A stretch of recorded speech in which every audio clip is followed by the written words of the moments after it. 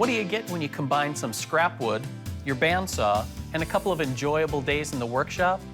Well, on today's episode of the Woodsmith Shop, you'll end up with a smartphone amplifier. Inside, there's a specially designed sound chamber that enhances the sound that comes from your phone. So whether you're listening to music, podcasts, or even your favorite woodworking show, you'll be able to hear it loud and clear no matter where you are. It's time to start building.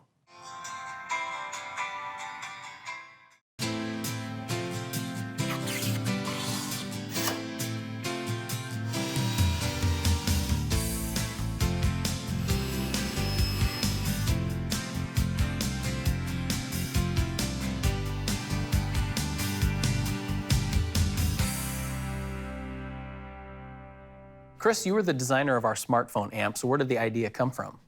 Well, I enjoy listening to podcasts and music in my shop, but the phone is just not quite loud enough. I can't stray very far away from it. So I decided a great project for us would be to build a small amplifier for a smartphone, make it a little more useful, make an interesting woodworking project. I kind of like it because it's a cordless, wireless, batteryless way of getting a little bit more sound. Exactly. One of the things that we deal with the magazine, and you and I take questions on quite frequently, is we've built this project and we've shown it made out of XY materials. Can I make it out of this material instead? Yeah, and it is a question we get a lot. And from our standpoint, we are always giving people direction on how we built it and what we built it out of.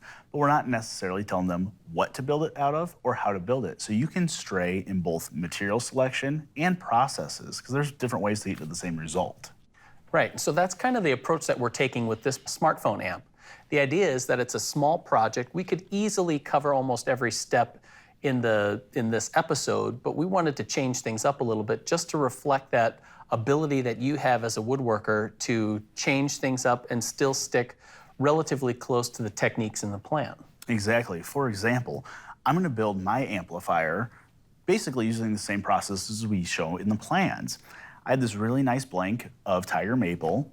It wasn't quite wide enough, however, so my center inlay, instead of being a narrow piece of mahogany like the original, it's a little bit wider walnut.